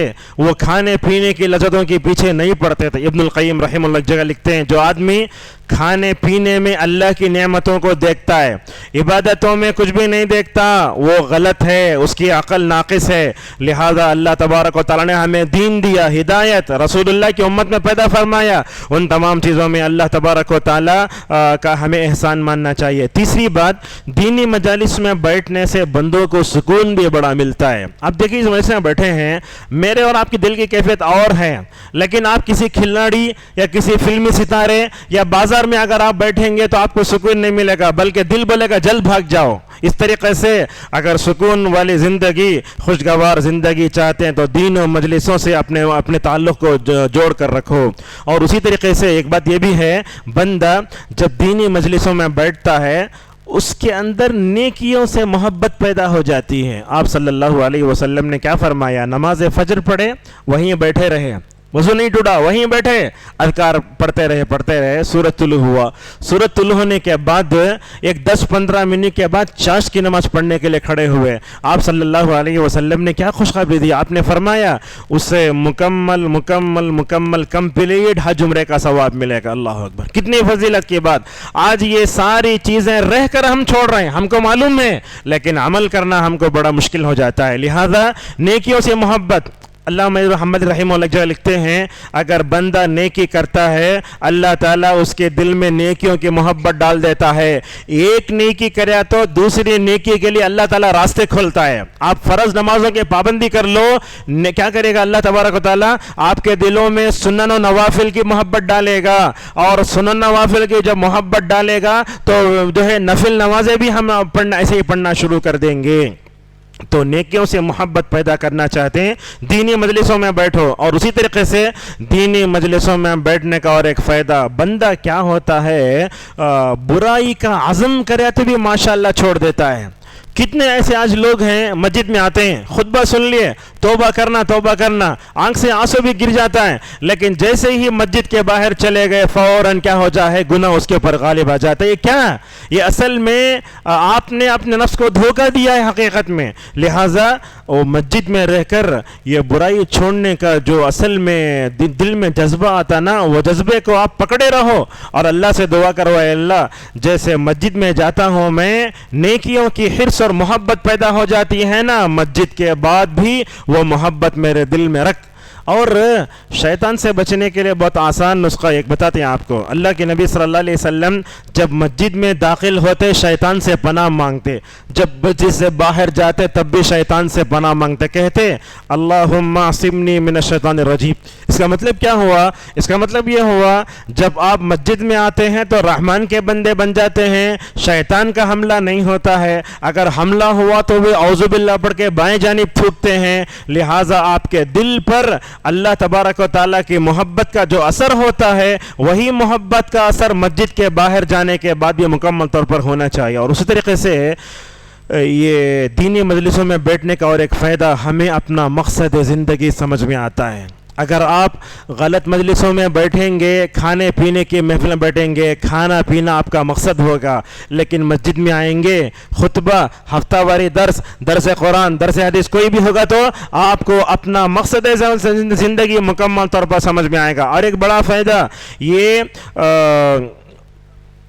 یہ فائدہ کیا ہے دینی مجلسوں میں بیٹھنے کا؟ ایک فائدہ یہ ہوتا ہے کہ بندہ بیکار لغو لا یعنی باتوں سے دور ہو جاتا ہے. آج ہماری زندگیوں میں بیکار بغیر مقصدیت کی گفتگو بہت زیادہ ہوتی ہے. اچھا, اللہ نے کہا سورہ مومنون کے شروع میں والذین هم عن اللغو معرضون, مومن وہ ہوتا ہے جو بیکار باتوں سے اپنے آپ کو دور رکھتا ہے. اچھا, وہ بیکار باتیں کیا؟ وہ بغیر مقصد کے جو گفتگو ہوتی ہے وہ کیا؟ وہ علامہ شوکانی رحمہ اللہ فتح القدیر میں کئی اقوال لائیں, اس میں ایک شرک بھی ہے. شرک بیکار چیز ہے, لہذا اس سے دور ہونا چاہیے. اور اسی طریقے سے پوری گناہ کی باتیں لغو چیزوں میں آتی ہیں, لہذا بیکار باتیں جس میں نہ دین کا فائدہ, نہ دنیا کا فائدہ, نہ آخرت کا فائدہ, ایسی بے مقصد گفتگو سے جہاں تک ہو سکے ہم سب کو مکمل طور پر دور رہنا چاہیے. معزز حاضرین, اللہ تبارک و تعالیٰ نے سورہ قصص میں یہی بات کی طرف اشارہ کرتے ہوئے کہا وَإِذَا سَمِعُوا اللَّغْوَ أَعْرَضُوا عَنْهُ, مومن وہ ہوتے ہیں جو بیکار بات کو دیکھ کے فوراً وہاں سے گزر جاتے ہیں. اور اللہ نے یہی کہا وَإِذَا مَرُّوا بِاللَّغْوِ مَرُّوا كِرَامًا, جہاں غلط بات ہوتی ہے تو مومن وہاں عزت سے مکمل طور پر گزر جاتا ہے. آج ہماری زندگیاں گپ شپ میں بہت گزرتی ہیں, ایسی بغیر مقصد کے باتیں کرتے ہیں جس میں دین کا دنیا کا کوئی فائدہ ہمیں مکمل طور پر نہیں ہوتا. معزز حاضرین, اسی طریقے سے دینی مجالس میں بیٹھنے سے اللہ کی تعظیم ہمارے دلوں میں پیدا ہوتی ہے. اب جب ہم نماز پڑھتے ہیں تو کیا ہمارے دلوں میں اللہ کی محبت ہے؟ جب ہم اللہ کے سامنے کھڑے ہو کر نماز پڑھاتے ہیں تو کیا ہمیں اللہ سے ثواب کی امید ہے؟ یاد رکھیے, اللہ کی عبادت کرنا ہو تو 3 ارکان اس کے اندر ہونا. اس بات پر ہمیں بڑی بحث کرتے. کیا بحث؟ سورہ فاتحہ نہیں پڑھا تو نماز نہیں ہوتی. صحیح ہے, لیکن یہ 3 چیزیں نہ ہو تو عبادت بھی صحیح نہیں ہوتی ہے. وہ کیا؟ وہ کہتے ہیں علامہ ابن تیمیہ رحمہ اللہ من عبد اللہ بالحب والخوف والرجاء فهو مومن حقیقی. عبادت کے 3 ارکان ہیں. جب بھی آپ نماز, روزہ, زکوٰۃ کوئی بھی عبادت کریں یہ 3 ارکان کو اپنے دل میں لائیں. سب سے پہلے جس ذات کی عبادت کر رہے ہیں اس ذات کی محبت آپ کے دل میں ہونا چاہیے, ایک بات. اسی طریقے سے جس ذات کی عبادت کر رہے ہیں اس ذات کا ڈر بھی آپ کے اندر ہونا چاہیے, محبت محبت بھی ہونا, ڈر بھی ہونا. تیسرا, آپ عبادت کر رہے ہیں تو اللہ تبارک و تعالیٰ سے ثواب کی پوری امید ہونا. مثلا کیسے؟ ایک دن میں سنت موقدہ 10 رکعت ہیں یا 12 رکعت ہیں, علماء میں اختلاف ہے. اگر آپ یہ پڑھ لیتے ہیں, جنت میں اللہ تبارک و تعالیٰ آپ کے لیے ایک محل بنائے گا. اگر اس حدیث پر آپ پوری طرح ثواب کی امید رکھ کے پڑھتے ہیں تو کیا ہوگا؟ اللہ تبارک و تعالیٰ آپ کو مکمل طور پر ثواب دے گا. لہٰذا اللہ کی تعظیم پیدا ہوتی ہے, رسول اللہ صلی اللہ علیہ وسلم کی تعظیم پیدا ہوتے. ایک اہم بات آپ کو بتاتے ہیں. نوجوانوں کے پوچھتے ہمیں گناہوں سے اپنے آپ کو کیسے بچانا چاہیے. گناہوں سے بچنے کے لیے سب سے آسان نسخہ علماء نے جو بتایا, اگر آپ اپنے دل میں اللہ کی تعظیم پیدا کر لیں گے نا, گناہ کے قریب کبھی نہیں جائیں گے. یہ بات یاد رکھیں آپ. بندہ جب گناہ کرتا ہے تو سب سے پہلے اللہ کی نظر سے گرتا ہے. بندہ جب گناہ کرتا ہے تو رسول اللہ صلی اللہ علیہ وسلم کی نظر سے گرتا ہے. بندہ جب گناہ کرتا ہے تو اس کا چہرہ بولتا ہے کہ یہ گنہگار ہے. 3 ہو گئے. بندہ جب گناہ کرتا ہے, ابن عباس رضی اللہ عنہما فرماتے ہیں, وہ گنہگار بندے کے بارے میں بغض و عداوت لوگوں کے دلوں میں ڈال دیا جاتا ہے. جیسے نیک آدمی کے پیچھے لوگ بھاگتے نا, ویسے برے آدمی سے لوگ اپنے آپ کو بچاتے ہیں. نہیں, گنہگار. اسی لیے اللہ نے کہا وَمَن يُهِنِ اللَّهُ فَمَا لَهُ مِن مُكْرِمٍ. اللہ جس کو ذلیل کر دے اسے کوئی عزت دے نہیں سکتا. دیکھیے آج ہم گنہگار ہیں. شادی کو جاتے ہوئے بہترین شیروانی بہترین پہن کر چلے جاتے ہیں اور اسٹیج پر بیٹھ کر فوٹو سب پکڑتے ہیں. لیکن یہ ذرا فوٹو دیکھ کر ذرا اپنے دل میں کہو, میرے گناہ جو ہے لوگوں کی نظر میں تو چھپے ہیں مگر اللہ تعالیٰ میرے گناہوں کو زیادہ جانتا ہے. امام احمد رحمہ اللہ جب بھی کلاس میں پڑھانے کے لیے آتے ہیں تو ایک بات بولتے, دیکھو میرے شاگردوں میں تم کو ایک بات بول رہا ہوں, اگر اللہ تبارک و تعالیٰ یہ گناہوں کے اوپر پردہ نہ ڈالتا تو ہم میں سے ایک آدمی دوسرے کے سامنے ذلیل ہو جاتا. میرے گناہ آپ کو معلوم نہیں اسی لیے میری عزت بچی ہے, آپ کے گناہ مجھے نہیں معلوم اس لیے آپ کی عزت بچی ہے. اللہ تبارک و تعالیٰ گناہوں پہ پردہ ڈالتا ہے نا, یہ بھی اللہ تبارک و تعالیٰ کی بہت بڑی رحمت ہے. معزز حاضرین, رسول اللہ صلی اللہ علیہ وسلم کی تعظیم بھی ہونا چاہیے. جب درس حدیث ہوتا ہے ہمارے دل میں رسول اللہ کی تعظیم ہونا, نبی جو بتا رہے ہیں اس کو غور سے سننے کی مکمل طور پر کوشش کرنا چاہیے. اب آئیے آج کے درس میں اور آگے بات بتاتے ہیں. دنیا میں اگر سب سے بہترین اگر کسی کے مجلس تھی تو وہ محمد صلی اللہ علیہ وسلم کی مجلس تھی. آپ کی مجلس میں کیا کیا ہوتا سنیے. آپ کی مجلس دنیا کی سب سے اچھی مجلس, یہ یہود اور منافقین ایسے مطلب بدبخت یہ لوگ رسول اللہ کی مجلس میں جا کے خیر اور بھلائی کی باتیں سننے کے بجائے باہر کھڑے ہو کر رسول اللہ کی مجلس کا مذاق اڑاتے تھے. اللہ اکبر. اللہ تبارک و تعالیٰ سورہ محمد صلی اللہ علیہ وسلم میں فرماتا ہے, جب صحابہ آپ کی مجلس سے نکلتے باہر منافقین کھڑے ہو کر بولتے, کیا بولے اللہ کے نبی اندر. ایک تو یہ منافقین کا ایسے بدبخت رسول اللہ کو دیکھ کر ایمان بھی نہیں لائے, آپ کی مجلسوں میں جو خیر ملتا تھا اس خیر سے محروم ہو گئے. اتنا تو یہ. دوسری طرف دیکھیے یہود کیا کرتے تھے. اللہ اکبر. نبی کریم صلی اللہ علیہ وسلم بیٹھے رہتے, اپنی بیوی عائشہ رضی اللہ عنہ کے ساتھ آ کر بولتے السلام علیکم, مجھے بولتے السلام علیکم, لام نکال ڈالے تو تم مر جاؤ. نبی کو آ کر موت کی دعا دیتے تھے. حضرت عائشہ رضی اللہ عنہ کسی بیوی کے سامنے شوہر کو مر جاؤ بولا تو کیا کریں گی بیوی آج. وہ کیسی صبر والی تھی. اللہ کے نبی صلی اللہ علیہ وسلم کے سامنے عائشہ ذرا اٹھ کر جو ہے ذرا جذبات میں آ کر بولتی تم مر جاؤ. اللہ کے نبی بولتے عائشہ رکو یہاں نرمی اختیار کرو. اللہ کے نبی صلی اللہ علیہ وسلم خاموش ہو جاتے تو اللہ کے نبی صلی اللہ علیہ وسلم بعض موقعوں پر عائشہ رضی اللہ عنہ سے بولتے, دیکھو عائشہ نرمی سے جو کام ہوتا ہے وہ سختی سے نہیں ہوتا. حالانکہ پکے دشمن. کبھی آپ صلی اللہ علیہ وسلم یہ فرماتے, عائشہ دیکھو انہوں نے میرے اوپر بد دعا کی ہے مگر وہ بد دعا اللہ کے پاس قبول نہیں ہوئی. ایسے ہی اللہ کے نبی صلی اللہ علیہ وسلم نے فرمایا. تو آپ صلی اللہ علیہ وسلم کے مجلس میں کیا ہوتا تھا, آپ کے مجلس کے سب سے بڑی خوبی یہ ہے آپ کی مجلس میں غریب و امیر کالا گورا سب برابر ہوا کرتے تھے. آج دیکھیے ہمارے ولیموں کی مجالس میں ہوتا کیا ہے, امیروں کو بلا کے سیاست دانوں کو بلا کے کھلاتے ہیں, اگر غریب آیا تو ایسا دیکھتے وہاں سے بھگ جانا انہیں. اللہ کے نبی نے کیا فرمایا؟ سب سے بدترین ولیمے کی مجلس وہ ہوتی ہے جس میں مالداروں کو بلایا جائے اور غریبوں کو نظر انداز کیا جائے۔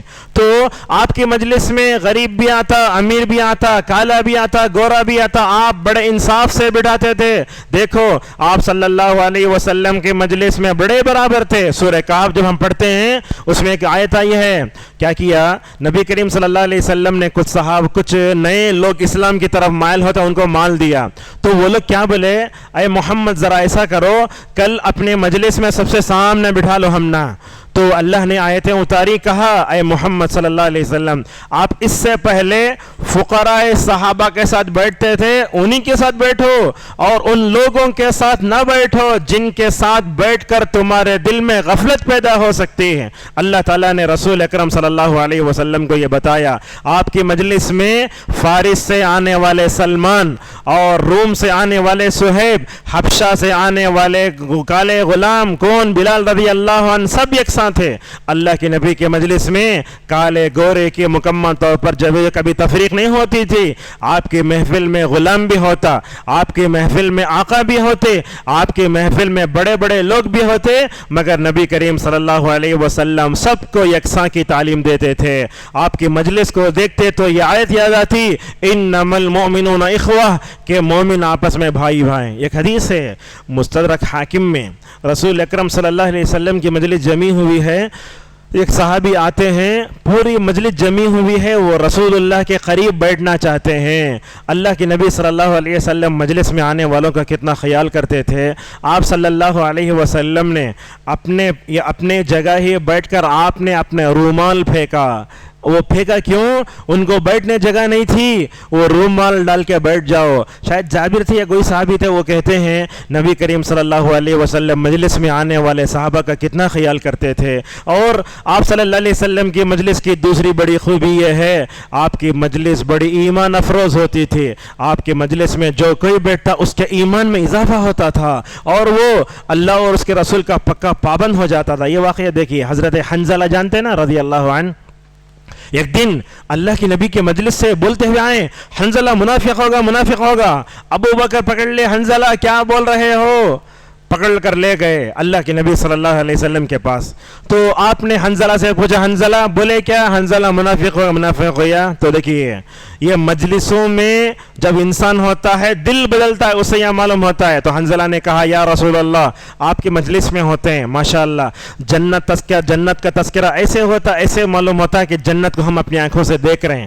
آپ کے مجلس میں جہنم کا تذکرہ ایسے ہوتا ہے، جہنم کا تذکرہ ہو تو سب ڈر جاتے، لیکن یا رسول اللہ آپ کی مجلس سے نکل کر جب ہم اپنے بیوی بچوں میں جاتے ہیں تو ہوتا کیا ہے، دلوں کے بدل جاتی ہیں۔ اللہ کے نبی صلی اللہ علیہ وسلم نے فرمایا، حنظلہ یہ دلوں کی بدلتی کیفیت جو مجلسوں کے تبدیلی کی وجہ سے ہو رہی ہے، اگر ماشاءاللہ تمہارا دل اتنا فرق محسوس کر رہا ہے، راستوں میں کھڑے ہو کر فرشتے تم کو سلام کر کے مصافحہ کریں گے۔ اور آپ صلی اللہ علیہ وسلم نے اس موقع پر فرمایا، حنظلہ اپنے نفس کی تربیت آہستہ آہستہ کرو۔ ایک نوجوان ہے، سر پھرا ہے، سب سے پہلے ہمیں اسے فرائض سے جوڑنا، فرائض میں اچھا ہے تو نوافل جوڑنا۔ پہلے دن اسے 5 نمازاں پڑھو، پورے 12 رکعت سنت موقعہ پڑھو، وتر پڑھو، بھگ جائے گا۔ لہٰذا یہ اللہ کے نبی صلی اللہ علیہ وسلم کے مجلس میں کیا ہوتا تھا؟ مجلسوں میں بڑا ایمان افروز۔ یہ دیکھیے عرباض ابن ساریہ رضی اللہ عنہ کیا کہتے ہیں، نبی کریم صلی اللہ علیہ وسلم جب کبھی تقریر کرتے تو 2 باتیں ہم دیکھتے تھے۔ کیا کیا باتیں؟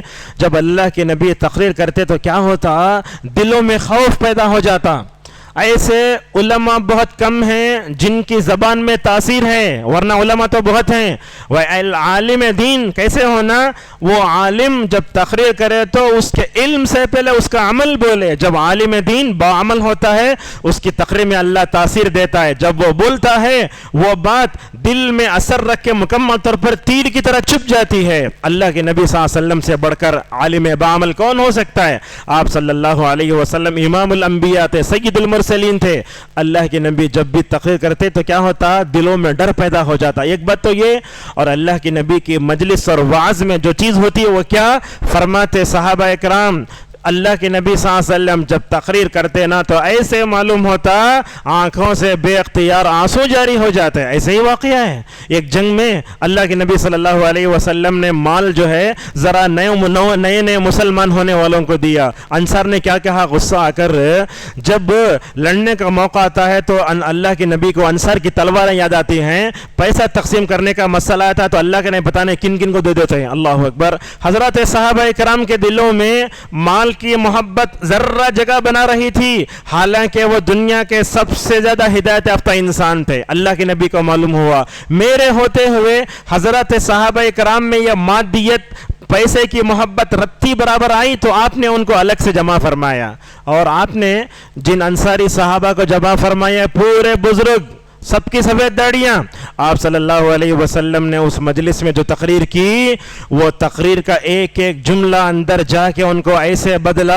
اللہ کے نبی نے کیا پوچھا معلوم اس مجلس میں, اے انصار کی جماعت مجھے معلوم ہوا کہ تم میرے اوپر غصہ ہوئے ہو, دیکھو تم گمراہ تھے, اللہ نے میری طرف سے تم کو ہدایت دی. پہلا جملہ. دوسرے جملے میں آپ نے فرمایا تم گمراہ تھے, اللہ نے میری طرف سے تم کو ہدایت دی. تمہارے دلوں میں دشمنیاں تھیں, اللہ تعالیٰ نے میرے وجود سے تمہارے دلوں میں محبت ڈالا. اور اللہ کے نبی صلی اللہ علیہ وسلم کہنے لگے انصار کی جماعت میں نے ان کو تھوڑا سا مال دیا, اگر چاہوں یہ وادی بھر کے بکریاں اور گھوڑے پتہ نہیں کیا کیا دوں ان کو دوں, لیکن آپ نے اس موقع پر کیا فرمایا. دیکھو اللہ کے نبی مجلس میں جو چیز جس وقت بولنا برابر بولتے.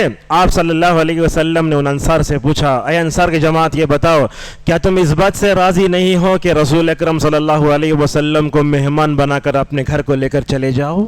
یہ جملہ یعنی وادی بھر کے بکریاں ایک طرف, وادی بھر کے جانور پیسہ سب ایک طرف, اگر نبی تمہارے گھر میں مہمان بن کر آ جائے اس سے بڑی کوئی خوش نصیبی ہو سکتی ہے. یہ جملہ سننا تھا.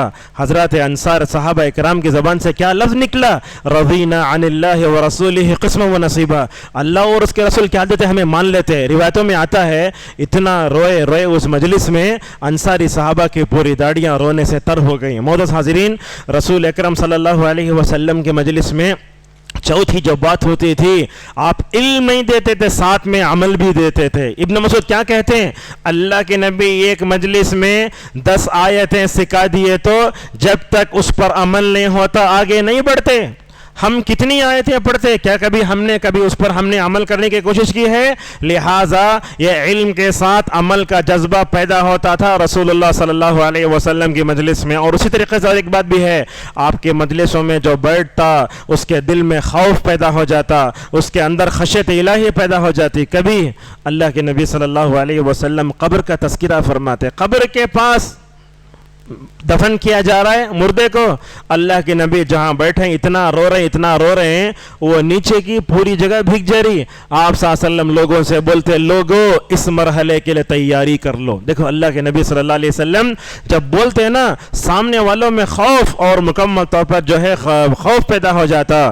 اور کبھی دیکھو اللہ کے نبی کی تربیت کیسے, زیادہ جہنم کا تذکرہ کرے تو انسان مایوس ہو جاتا, زیادہ جنت کا تذکرہ کرے تو کیا ہوتا, گناہوں پر غلط قسم کی جرت پیدا ہو جاتی. اللہ کے نبی بیلس سے اپنی مجلسوں میں تذکرہ فرماتے, جنت کا تذکرہ کرے تو جہنم کا تذکرہ فرماتے. ایک مرتبہ آپ صلی اللہ علیہ وسلم نے کہا تھا, کیا کہا تھا, دیکھو میری آدھی امت جنت میں جائیں گی.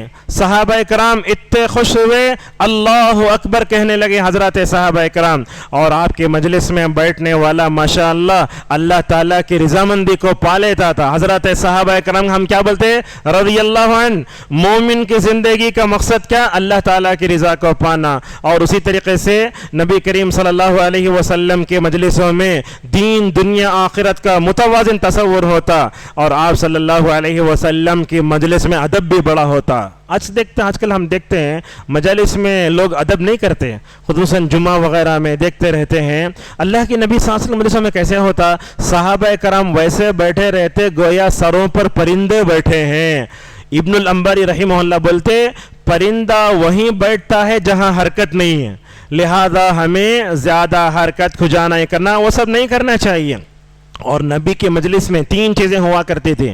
اللہ کے نبی کم ہنستے تھے, زیادہ روتے تھے اور اکثر خاموش رہتے تھے. آج معاشرے میں اگر کوئی آدمی زیادہ بڑبڑاتا ہے تو زیادہ لوگ اس کو اچھا سمجھتے ہیں، اور جو آدمی خاموش رہتا ہے دنیا اسے بھولے کا نام دے کر اس کو ٹھکا دیتی ہے اور دھوکہ بھی دینا شروع کر دیتی ہے۔ اور آپ صلی اللہ علیہ وسلم کے مجلسوں میں اور ایک بات تھی، آپ صلی اللہ علیہ وسلم کے مجلسوں میں دلوں کی اصلاح ہوتی تھی۔ یاد رکھیے، حضرت انس اور ام سلمہ رضی اللہ عنہما فرماتے ہیں اللہ کے نبی بار بار دعا پڑھتے، اللہم یا مقلب القلوب ثبت قلبی علی دینک۔ اللہ کے نبی کیوں پڑھتے آپ دعائیں؟ تو کہا دیکھو اصل میں آدم کے بیٹوں کا جو دل ہے وہ اللہ کی 2 انگلیوں کے درمیان میں ہے، جیسے چاہتا ہے وہ پھیرتا ہے۔ حضرت صحابہ اکرام نے پوچھا یا رسول اللہ، ہم آپ پر ایمان لائے، قرآن پر ایمان لائے، آپ کی شریعت پر ایمان لائے، اور تو کیا آپ کو یہ الفاظ ترمذی کے دیکھیں، کیا آپ کو ہمارے دلوں کے بدل جانے کا ڈر ہے؟ کون پوچھ رہے ہیں؟ حضرات صحابہ اکرام۔ آپ نے فرمایا ہاں۔ اس حدیث تشریح میں علماء بولتے جب صحابہ کے دل بدل سکتے، 1400 سال کا عرصہ ہو گیا نبی کے زمانے سے اتنا دور ہوئے، کیا ہمارے دل بدل نہیں سکتے؟ جب اللہ کے نبی کو حضرات صحابہ کرام کو دعا کی اتنی زیادہ اہمیت ہے، ہمیں یہ دعا بار بار پڑھنا ہے، یا مقلب القلوب ثبت قلبی علی دینک، یا مصرف القلوب صرف قلبی علی طاعتک۔ اور دل کیسا بدلتا، اللہ کے نبی نے خود اس کی مثال دی، کیا فرمایا؟ ایک صحرا ہے، وہ صحرا میں ایک پر، جانتے نا پر اڑتا ہے، ہوا آئی پر اڑتا ہے، کہاں اس کا کوئی ٹھکانش نہیں، ایسے دل فوراً بدلتا ہے۔ بلکہ علامہ القیم رحمہ اللہ بولتے کبھی انسان کا نفس کبھی مطمئن نہ رہتا، کبھی لوامہ بن جاتا اور کبھی امارہ بن جاتا۔ امارہ بولے تو برائی کی طرف ابھارتا ہے، لوامہ بولے تو برائی کرنے پر کیا کرتا ہے، وہ ملامت کرتا ہے۔ مطمئنہ کب بنتا ہے؟ جب وہ اللہ کی تقدیر سے اور اس کی عبادت سے راضی ہو جاتا ہے۔ اسی طریقے سے نبی کی مجلس کی اور ایک خوبی، آپ صلی اللہ علیہ وسلم جب بھی بیٹھتے 100 مرتبہ استغفار کرتے تھے، اللہ اکبر، کبھی 80 مرتبہ، کبھی 70 مرتبہ۔ حضرت عبداللہ ابن عمر رضی اللہ عنہ فرماتے ہیں نبی کی مجلس میں یہ دعا میں ایک مجلس میں 100 مرتبہ سنتا تھا۔ وہ کون سی دعا؟ رب اغفر لی وتب علی انک انت التواب الغفور، اے اللہ تو مجھے معاف کر دے۔ اللہ کی مغفرت اتنی اہم ہے، 2 سجدوں کے درمیان میں اللہ کے نبی بیٹھتے بولتے رب اغفر لی، اے اللہ تو مجھے معاف کر دے۔ اور اسی طریقے سے نبی صلی اللہ علیہ وسلم کے مجلسوں میں اور ایک بات ہوتی ہے، جو مجلس ہوتی ہے وہ امانت ہوتی ہے، سمجھتے ہیں نا؟ شوہر بیوی کہیں بیٹھ کے بات کرتے ہیں، اللہ کے نبی صلی اللہ علیہ وسلم نے فرمایا آدمی کسی مجلس میں بات کیا، جتنے لوگ وہاں بیٹھے ہیں اس مجلس میں ہونے والی باتوں کو باہر جا کے فاش نہیں کرنا چاہیے۔ اسی طریقے سے آپ صلی اللہ علیہ وسلم نے مجلس کے آداب بھی بتائے۔ آپ نے کیا فرمایا؟ بڑوں کی عزت کرو، بڑوں کی عزت ہونا چاہیے، دادا ہے، نانا ہے، کوئی بھی ہے، اس کو بٹھانا کرنا۔ اور اسی طریقے سے مجلس کے آداب میں سے ادب یہ ہے کہ کوئی بھی جو شروع کرنا تو دائیں طرف سے بڑے سے شروع کرنا چاہیے۔ اور اسی طریقے سے جو آدمی جس جگہ بیٹھا تھوڑی دیر کے لیے گیا تو آپ جا کے اس جگہ نہیں بیٹھ سکتے، وہی اس کے واپس آنے کے بجائے مستحق ہے۔ اور اللہ کے نبی صلی اللہ علیہ وسلم کے مجلسوں میں آخرت کی تیاری بھی بڑی ہوتی تھی۔ آج کتنے مرتبہ ہم اٹھتے بیٹھتے ہیں آخرت تذکرہ کرتے ہیں؟ دیکھیے اللہ کے نبی صلی اللہ علیہ وسلم کے حضرت صحابہ کرام بولتے اجلس بنا نوم ساعہ، بولتے بیٹھو قیامت پر ایمان۔ حضرت حذیفہ رضی اللہ عنہ کہتے ہیں ایک مرتبہ ہم اپنے صحابہ کرام بیٹھ کر کیا کر رہے ہیں؟ قیامت کا تذکرہ کر رہے ہیں۔ آپ نے فرمایا صحابہ کرام تم کیوں بیٹھے ہو؟ تو اللہ کے نبی کے صحابہ بولتے ہم قیامت کا تذکرہ کر رہے ہیں۔ کیا ہم کبھی اپنے گھروں میں بیٹھ کر کبھی بھی بچوں کے ساتھ کبھی آخرت کا تذکرہ ہوا؟ کیا نہیں ہوا؟ تو اپنے گھروں کے مجلسوں کو بدلو۔ آپ نے اس موقع پر ان صحابہ سے فرمایا دیکھو صحابہ اکرام تم قیامت کو یاد کرنے بیٹھے ہو نا، ذرا یہ تصور کرو اس وقت تک قیامت نہیں آئے گی جب تک کہ قیامت کی 10 بڑی علامتیں مکمل طور پر آ جائیں۔ اور ایک بات بھی ہے، جس مجلس میں اللہ کا ذکر نہیں ہوتا، جس مجلس میں رسول اللہ صلی اللہ علیہ وسلم کا ذکر نہیں ہوتا، ایسی مجلس قیامت کے دن حسرت بن کر آئیں گے۔ اور اسی طریقے سے مجلسوں میں غیبت، چغل خوری، دوسروں کی عزت سے کھیلنا نہیں ہونا چاہیے۔ آج ہم دیکھتے ہیں ہم لوگ کبھی مسجد کے ذمہ داروں کے بارے میں، کبھی علماء کے بارے میں بیٹھ کر خطبہ ہو جا رہا ہے، خطبے کے بعد بیٹھ کر امام کے بارے میں، خطبے کے بارے میں وہ نہیں بولنا تھا، وہ بولنا تھا، ایسا بولے ویسا بولے۔ یہ غلط مجلسیں ہوتی ہیں تو کیا ہوتا ہے، اس سے دلوں میں کدورتیں اور عداوتیں پیدا ہوتی ہیں۔ حضرت کعب بن مالک رضی اللہ عنہ کسی وجہ سے وہ غزوہ تبوک میں نہیں جا سکے۔ اللہ کے نبی پورے صحابہ کے ساتھ عین گرمی میں 750 کلومیٹر کی دوری کا فاصلہ کر تبوک پہنچ گئے۔ آپ نے وہاں پہنچنے کے بعد پوچھا کعب نظر نہیں آ رہی نا؟ ایک آدمی اٹھ کے بولا بڑا تکبر آ گیا اسے، ہمیں ہوتے تو سن لے خاموش ہو جاتے. حضرت صحابہ کرام ویسے نہیں تھے، اگر کسی کی عزت پر آنچ آتی اس کا ڈیفنس کرنا، اگر وہ غلط ہے تو آپ کی ذمہ داری ہے.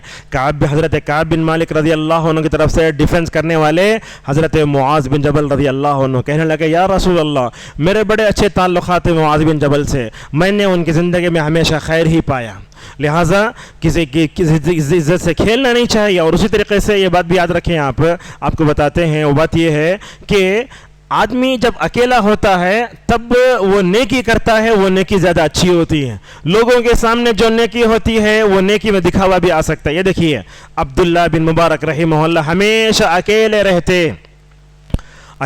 لوگ جا کے پوچھتے کیا اکیلے بیٹھے ہیں آپ، بیزار نہیں ہوتے کیا؟ ماشاءاللہ کیا جواب دیتے، یہ تو سونے کے پانی سے لکھنے کے قابل ہے. بولتے میں کیسے وحشت محسوس کروں جبکہ نبی کی سیرت میرے پاس ہے. اللہ اکبر. اور بولتے نبی کے صحابہ کی سیرت میرے پاس موجود ہے، یہ دونوں رکھتے ہوئے دنیا کا کوسا مومن وحشت محسوس کر سکتا ہے. یہ دیکھیے. اور اسی طریقے سے ہمیں صحابہ کے مجلس میں علم بھی تھا، عمل بھی تھا، تقوی بھی تھا. کہاں کہاں گئے؟ مدینہ میں نہیں، بصرہ میں، پورے دنیا گھوم کر جہاں جہاں گئے ماشاءاللہ علم کا دریا بہایا حضرات صحابہ اکرام نے. کبھی ایسا ہوتا تھا مکے میں بیٹھ کر عبداللہ ابن عباس رضی اللہ عنہ پڑھاتے تو ان کے پاس ایک آدمی بیٹھتا تھا، اور یہ مالک رحمہ اللہ جب حدیث پڑھاتے تو کیا حال ہوتا دیکھیے ماشاءاللہ. کہاں بیٹھتے تھے؟ دائیں طرف میں حضرت عائشہ کا کمرہ، بائیں طرف میں نبی کا ممبر، ماشاءاللہ دونوں کے درمیانی حصے کو بولتے ریاض الجنہ. وہاں بیٹھ کر پڑھاتے. کیسے پڑھاتے معلوم؟ جب حدیث پڑھانا ہوتا غسل فرماتے، اچھے کپڑے پہن کر آتے. امام شافعی رحمہ اللہ ان کے مجلس میں 13 یا 16 سال رہے. بولتے امام مالک کی مجلس میں جب ایسا ہوتا، امام مالک کا تو ایسا ڈر اور ہیبت ہوتا، کون بھی ان کی آنکھوں سے آنکھ ملا کر بات نہیں کر سکتے تھے. اور امام مالک رحمہ اللہ کے مجلس میں ڈر ایسے ہوتا تھا. بولے شافعی رحمہ اللہ کئی مرتبہ پانی پینے کی ضرورت پڑی مجھے، مگر ایسا ڈر امام مالک کا ایک مرتبہ ان کے سامنے پانی نہیں پی سکا میں. اور موطا ان کے سامنے رکھی رہتی تھی، ورق الٹاتے، ہمیں قرآن کے اوراق بھی الٹتے، حدیث کے اوراق بھی الٹتے. ایسا لگا کہ ایسا الٹتے زور زور سے، موطا حدیث کی جو کتاب ان کے سامنے رکھی ہوئی تھی، ایک ورق کے الٹنے کی آواز بھی امام مالک کے کان میں نہیں پہنچتی تھی. یہ تھا ادب رسول اللہ صلی اللہ علیہ. اور یہ دیکھو امام احمد رحمہ اللہ پڑھاتے، عجب تعجب کریں گے آپ، میری یہ مائک ہے، خواتین میں آواز پہنچ رہی ہے. اس زمانے میں مائک نہیں تھی. امام احمد رحمہ اللہ حدیث پڑھاتے، 5000 لوگ ان کے درس حدیث میں شریک ہوتے تھے. کتنے لوگ؟ 5000. 500 آدمیوں کے پاس پین ہوتا، لکھتے، ورنہ تو 4500 لوگ امام احمد رحمہ اللہ کی مجلس حدیث میں دیکھنے جاتے. امام احمد کی مجلس میں رسول اللہ کی حدیث کا کس قدر اہتمام ہوتا ہے. یا ایوب سختیانی رحمہ اللہ جب قال رسول اللہ صلی اللہ علیہ وسلم کہتے تو ڈر کی آنکھوں سے آنسو آ جاتے تھے. ایک بھی دیکھتے ہیں آپ، درس ہو رہا ہے، ایک آدمی موبائل میں کھیل رہا ہے. کیسے تھے؟ عبد الرحمن ابن مہدی رحمہ اللہ حدیث پڑھاتے. ایک آدمی کیا کیا، شاگرد ان کا ذرا قلم تراش آتا نا جیسے شارپنر، چھلا، وہ حدیث پڑھاتے وقت اتنا کیا بول کے ایسا غصہ آیا، چپل پہن کے سیدھے مجلس سے نکل کے باہر چلے گئے. آج یہ ادب مساجد میں، مدارس میں پیدا کرنے کی بڑی سخت ضرورت ہے. اس طریقے سے آج بھی ماشاءاللہ عرب میں بہت جو ہے مکمل طور پر حلقات ہوتے ہیں. آج دینی مجالس سے لوگ کیوں دور ہیں وہ بات بتا کر کے اپنی بات کو ختم کرتے ہیں. میں سمجھتا ہوں دین بیزاری سب سے خطرناک چیز ہے. یہ اللہ کی محبت نہیں، رسول اللہ کی محبت نہیں. جب دونوں محبتیں نہیں ہوں گی تو آدمی دینی مجلس میں کیسے بیٹھے گا. اور اسی طریقے سے آپ کو یہ بتاتے ہیں، یہ غلط مجلسوں میں بیٹھیں گے نا، یہ چیز جہنم میں لے جانے کا ذریعہ بنے گی. جنتی جہنمیوں سے مکالمہ ہے سورہ مدثر میں، تمہیں کیوں جہنم میں گئے؟ انہوں بولتے ہم نماز نہیں پڑھتے تھے. دوسرا ہے وَكُنَّا نَخُوضُ مَعَ الْخَائِضِينَ، بیکار کے گپ شپ کر کو باتاں کرتے تھے اس لیے جہنم میں چلے گئے. اور اسی طریقے سے آج دیکھتے ہیں ہماری مجلسوں میں قرآن کا مذاق بھی ہو رہا ہے، نبی کا مذاق بھی ہو رہا ہے، حدیث کا مذاق بھی ہو رہا ہے. کیسے کیسے مذاق ہو رہا ہے؟ ایک آدمی داڑھی ہے، کیا تمہاری داڑھی اتنی لمبی کاٹ ڈالو نا. اگر کوئی عورت برقع پردہ پہنتی ہے تو کیا یہ پردہ، تو یہ داڑھی کا مذاق، اس کا مذاق، نبی کی احادیث کا مذاق نہیں کرنا چاہیے۔ اور اسی طریقے سے ہمارے جو ہے مطلب مجالس میں چغل خوری ہوتی ہے، غیبت سے، عزت سے کھیلا جا رہا ہے۔ دیکھیے ہمارا ذوق کتنا خراب ہے، اگر کسی آدمی کے بارے میں اچھا ہی بولا تو لوگ سننے تیار نہیں، اگر غیبت بولا تو بولو کیا ہو دیکھو کتنا خطرناک ہے ہمارا ذوق۔ کسی کی نیکی سنو، یہ مجالس میں ہونے والی غیبت کو مکمل طور پر نہیں سنو، اور لا یعنی باتوں سے جہاں تک ہو سکے دور رہنا چاہیے۔ جیسے دیکھتے ہیں لوگ، فلم آتی ہے، فلمی ستاروں کے بارے میں بات کرتے ہیں، میچ ہوئی تو ہاٹ اسٹار رکھ لے کر بیٹھ جاتے ہیں، بس نماز ہو رہی ہے اس میں مشغول ہیں۔ دیکھیے یہ فلمی ستاروں کے بارے میں بات کرنا، کھلاڑیوں کے بارے میں بات کرنا، اس کا مطلب یہ ہوا کہ آپ ظاہری طور پر اچھے دکھ رہے ہیں، اندر کے گندے ہیں آپ۔ اسی لیے ابن عثیمین رحمہ اللہ نے بڑی اچھی بات بتائی، کیا کہا؟ بری باتیں برے لوگوں کے لیے ہوتی ہیں، اچھی باتیں اچھے لوگوں کے لیے ہوتی ہیں۔ آدمی جب اچھا ہے نا، کیا کرنا انہیں؟ نبی کے بارے میں سننا، صحابہ کے بارے میں سننا، علماء کے بارے میں بات کرنا۔ اگر آپ فلمی ستاروں، کھلاڑیوں کے بارے میں بات کرتے ہیں تو اس کا مطلب یہ ہے کہ آپ نبی کی سیرت سے بیزار ہیں، صحابہ کی سیرت سے بیزار ہیں۔ اور ایک بات یہ اچھی بتائی، آپ دیکھتے ہیں غیر مسلموں کتا پالتے ہیں، کوئی بھی مسلمان کتا نہیں پالتا جس کے اندر ایمان ہے، کہا اس کے اندر جو خباثت ہے، خباثت رکھنے والے جانور کو پسند کر رہا ہے۔ اس طریقے سے مسلمان کا ذوق اچھا ہونا چاہیے، اور اسی طریقے سے ہمیں میوزک سے جہاں تک ہو سکے دور رہنے کی بڑی سخت ضرورت ہے۔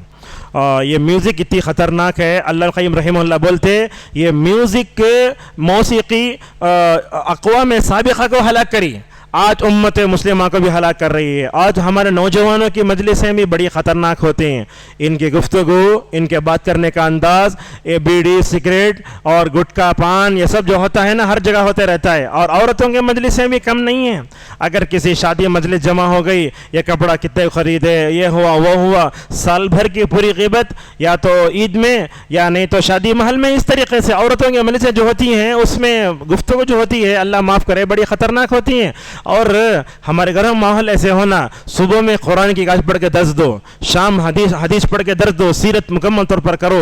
اور اسی طریقے سے ہمارے لوگوں کو دیکھتے ہیں کہ کافروں کے ساتھ بھی بیٹھ کر ہمارا ایمان غارت ہو رہا ہے۔ حسن بصری رحمہ اللہ جب وعظ بیان کرتے، کیا ہوتا، یہ پورا مارکیٹ بند ہو جاتا بصرے کا۔ لوگ پوچھتے کیا اسٹریک تو نہیں ہے؟ بولتے اسٹریک نہیں ہے، حسن بصری رحمہ اللہ درس دے رہے ہیں، اس لیے ماشاءاللہ سب لوگ ان کے اس میں چلے جا رہے ہیں۔ لہٰذا مزے لے کے سننا، اس کے پیچھے بھاگنا صحیح نہیں ہے۔ گھروں میں ماحول مکمل طور پر صحیح کریں۔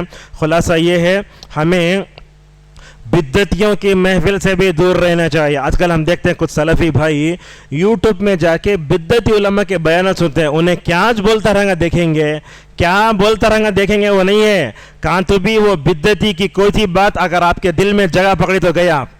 اسی لیے ایوب سختیانی رحمہ اللہ اپنے بچوں کو نکلتے بولتے بیٹو کان میں انگلی رکھ لو، بدعتی کی کوئی بھی بات آپ کے کان میں پڑ کے آپ کو مکمل طور بگاڑ سکتی ہے۔ کون سا زمانہ؟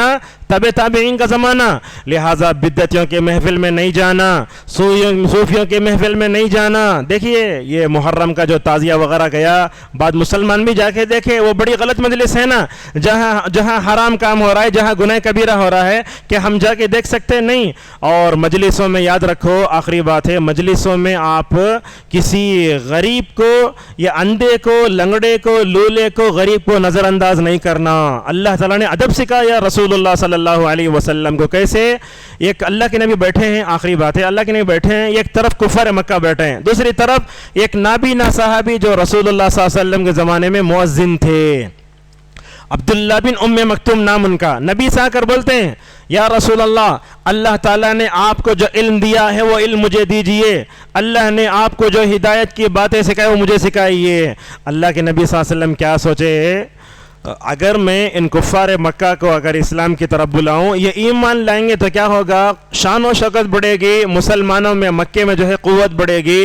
اللہ کے نبی صلی اللہ علیہ وسلم ان کو کیا بھی نہیں بولے، ذرا نظر انداز کر دے، نظر انداز کرے بولے تو دیکھے نہیں، اللہ اکبر.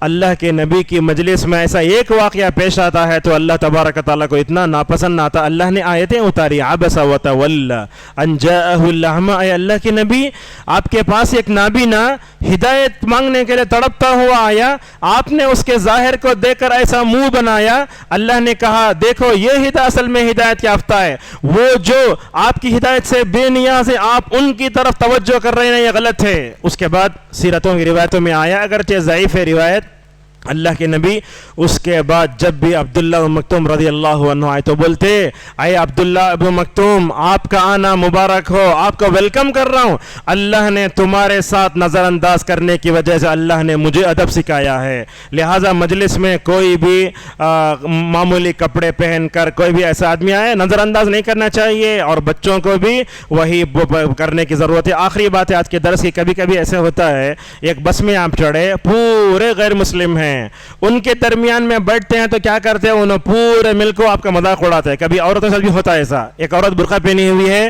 ساری عورتیں مل کر اسے دیکھ رہے ہیں, ایک داڑھی والا چڑھا ٹوپی شرعی جبہ پہنے, پورے لوگوں دیکھ کر مذاق اڑاتے. یاد رکھیے آپ, یہ کفار و مشرکین آپ کا مذاق کیا اڑائیں گے, یہ تو آپ کا مذاق اڑا لیں گے, لیکن اللہ تبارک و تعالیٰ کے پاس آپ کا جو مقام و مرتبہ ہے اس سے دل چھوٹا کرنے کی ضرورت نہیں ہے. اللہ فرماتا ہے یہ کفار دنیا میں دیکھ کر تم کو مذاق اڑاتے ہیں, انشاءاللہ قیامت کے دن وہ بھی آئے گا جن کا مذاق اڑایا گیا نا, وہ جنتی میں گاؤں تکیوں پر ٹیک لگائے بیٹھیں گے, اور مسلمان قیامت میں کافروں پر ہنسیں گے, ایک وقت وہ بھی آئے گا. آخری بات ہے وہ کیا ہے, نبی کریم صلی اللہ علیہ وسلم کے حضرات صحابہ اکرام بیٹھ رہے تھے مکے میں, تو یہ سردار قریش آ کے بولتے, اے اللہ کے نبی اٹھاؤ بلال کو, یہ یہاں سے اٹھاؤ, عمار کو اٹھاؤ. ایسا حضرات صحابہ اکرام کو بولتے, جب تک تمہارے پاس یہ لوگ بیٹھے رہیں گے آپ کی مجلس میں نہیں آئیں گے. اللہ اکبر. اللہ تبارک و تعالیٰ نے نبی صلی اللہ علیہ وسلم کو بتایا, اے اللہ کی نبی دیکھو تمہارے ساتھ بلال بھی ہیں, تمہارے ساتھ صہیب بھی ہیں, تمہارے پاس عمار بھی ہیں, ان کو معمولی مت سمجھو, انہی کے ساتھ اٹھو بیٹھو. یہ کافروں کی وجہ سے ان کو اپنے مجلس سے دھتکارنا بھی نہیں چاہیے. اللہ تبارک و تعالیٰ نے مکمل طور پر ان کی طرف سے دفاع فرمایا. پورا خلاصہ یہ ہے, مجلس سب سے اچھی وہ ہے جس میں خیر ہوتا ہے اور اسی طریقے سے اس میں بھلائی کی بات ہوتی ہے. نبی کی مجلس جیسے ہوتی تھی ویسے ہی ہماری ہر مجلس ہونا چاہیے. آخری بات ہے, مجلس جہاں کہیں بھی ہو, یہاں سے نہیں, کہاں بھی آپ بیٹھے رہیں, 2 آدمی 3 آدمی جب اٹھیں کفار مجلس کی دعا پڑھ کے اٹھیں, سبحانک اللہم و بحمدک اشہد ان لا الہ الا انت استغفرک و اتوب الیک. میں اپنا تجربہ بتاتا ہوں, جب بھی سے کسی گھنٹی میں پڑھانے جاتا ہوں, اگر پیریڈ ختم ہو گئی تو وہ دعا پڑھ کے ہی اٹھتا ہوں. پتہ نہیں گھنٹی کے درمیان میں ہم نے کس کی غیبت کی, کیا ہوا, اس کا فائدہ ماشاءاللہ کیا ہوتا معلوم ہے, طلبہ پر اس کا اچھا اثر ہوتا ہے. اگر چھوٹے بچوں کو بتا دیا جائے دیکھو ہر کلاس ختم ہوتے ہی دعا پڑھ لو, اس مجلس میں دو بھی لغو باتیں بیکار کیا کیا ہوا, ماشاءاللہ اللہ تبارک و تعالی ساری چیزوں کو مکمل طور پر ختم کر دیتا ہے. آپ گھر میں مجلس ہو, کھانا کھا کے اٹھے, کہیں بھی 2 آدمی 3 آدمی مجلس میں بیٹھے, اگر مجلس میں کوئی بھی غلط بات ہو گئی نا, وہ سبحانک اللہم دعا پڑھ کے اٹھو, مکمل طور پر اللہ تبارک و تعالی ہمارے سارے گناہ صغیرہ کو معاف فرمائے گا. یہاں خواتین سے بھی گزارش ہے, اپنے گھروں کے ماحول کو درست کریں, بیکار باتیں نہ کریں, اپنے بچوں کو نبی کی سیرت, قرآن, فضائل, تمام جو فضائل جو اعمال کے فضیلت والی چیزیں تمام مکمل بتائیں. اللہ کی تعظیم, رسول اللہ کی تعظیم, اللہ کی محبت, رسول اللہ کی محبت جہاں تک ہو سکے اپنے بچوں میں بٹھانے کی کوشش کریں. اور یاد رکھیں مجلسوں میں اللہ اور اس کے رسول کا ادب ہونا چاہیے. یہ موبائل کی وجہ سے لا کر یہ اللہ کی حیبت, رسول اللہ صلی اللہ علیہ وسلم کے مقام مرتبے میں کبھی کمی نہیں کرنا چاہیے. ہم جہاں کہیں ہر مجلس میں ہوتے ہیں مکمل طور پر اللہ کا ذکر, رسول اللہ صلی اللہ علیہ وسلم کا ذکر ہونا چاہیے.